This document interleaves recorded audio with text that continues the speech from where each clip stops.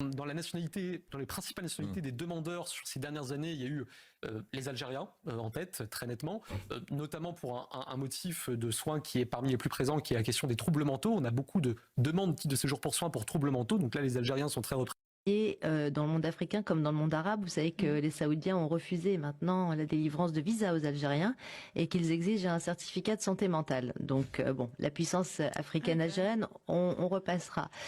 Il y a un problème d'identité en fait, de l'Algérie. Et c'est ça qui les rend tellement haineux. C'est-à-dire qu'ils ont un rapport avec la France, contrairement aux Marocains, qui ont, c'est une monarchie millénaire, ils ont des traditions. Ce qui est particulièrement choquant, c'est que même, c'est le principe de la liberté d'expression. On est d'accord ou on n'est pas d'accord avec ce qu'il peut dire, ce qu'il peut écrire. La santé mentale des Algériennes et des Algériens, elle est très fragile. Elle est très fragile. Personne ne veut le reconnaître. Et pourtant, c'est une préoccupation assez grave en Algérie. Voilà, les maladies psychiatriques et mentales, malheureusement, sont le symbole de l'héritage sinistre de la décennie noire. Fort l'irhab, fort l'hamd de l'irhab, fort la perte de milliers de victimes, viols, mutilations et autres violences extrêmes.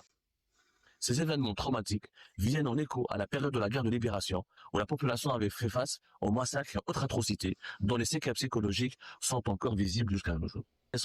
Elle est née à la suite d'un traumatisme, la guerre de libération qui est très violente, avec la torture à l'échelle généralisée, la torture généralisée à l'échelle nationale, ce qui a été pratiqué